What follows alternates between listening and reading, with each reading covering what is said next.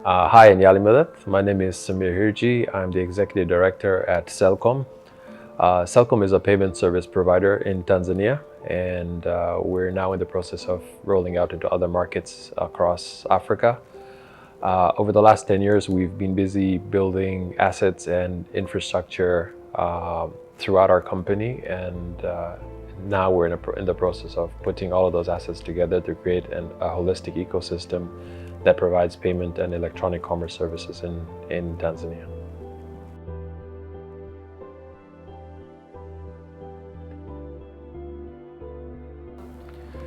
So anything and everything that has a human touch has been affected, and this spans across multiple sectors, from personal care to restaurants and food and beverage generally, to supermarkets, to storefronts and retail across the board. And this is a result of the fact that people are working from home, consumption has dropped, people are holding on to their savings and not spending thoughtlessly anymore. And the knock-on effect to that is compounded by the fact that people are losing their jobs. So all in all, people are being thrifty and more thoughtful around their spend, and that has resulted in people putting an extra effort and an extra focus on value for money when it comes to spending.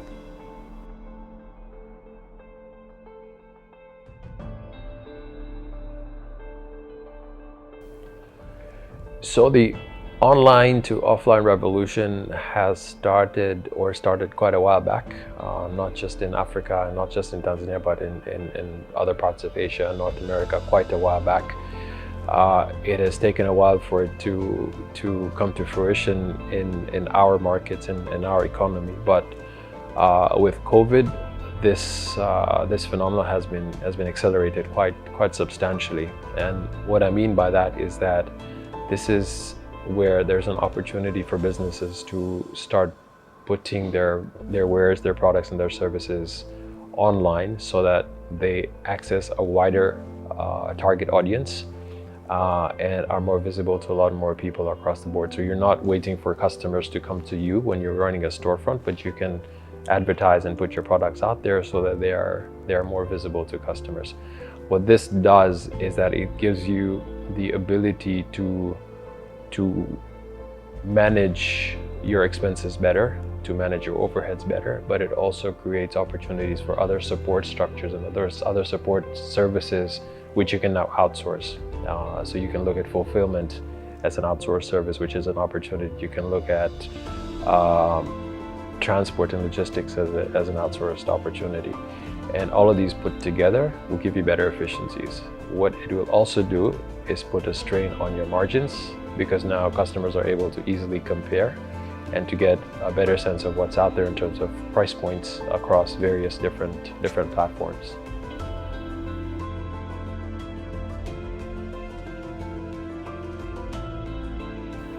So a lot of you would be familiar with Moore's Law. Moore's Law says that technology and processing capacity doubles every 2 years. And that capacity doubling is inversely proportional to the cost of access to that technology. What this means is that most of you have upgraded your phones quite a number of times during your lifetime, and you will notice that your phone gets better, but the price point drops. This allows you to access better technology. This allows you to access better products and services through the devices that you use. And all of this put together allows businesses to also propel themselves into this ecosystem, because now you have access to technology online to create platforms, to participate on platforms, or to even create your own platforms at a fraction of the cost that it used to cost 10 or 15 years ago. So there's enhanced capacity, there's enhanced capabilities out there. The knowledge base online is quite substantial for you to be able to self-teach yourselves. We have better access to data through our handsets, through our phones, through our own home computers, which allow third-party over-the-top applications or OTT applications to give you better access to platforms and to e-commerce products and services that allow you to expose your products to a greater market and demographic generally across the board. So that these are some of the key elements and key things to keep in consideration, that your access to these tools and to these platforms are a lot more accessible, a lot more seamless than they used to be 10 or 15 years ago.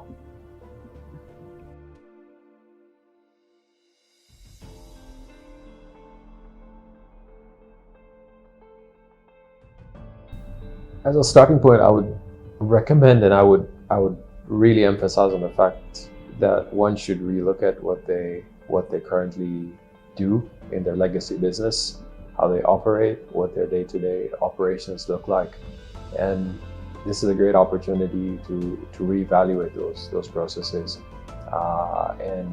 and to evaluate how you can pivot your lines of business or your activities into something that's more relevant, so that you fit into the OTT and the O2O business model going forward, because that's really where the market is heading towards with your millennials and your Gen Z consumer demographic. These are individuals who participate and consume experiences as opposed to consuming products and services in their true form.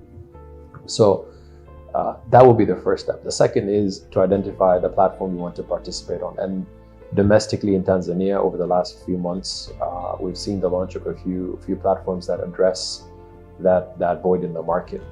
Celcom, as a platform, has also released such a platform which addresses these needs in the market. So the opportunities are there.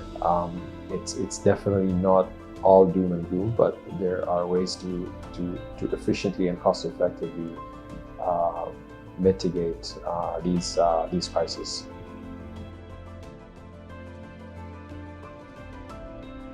I'll go back to re-evaluating how you operate your business. You need to look at this objectively, with a forward-thinking mind, from a position of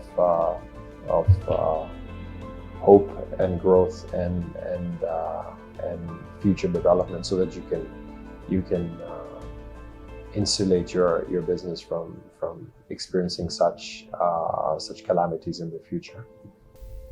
Thank you very much.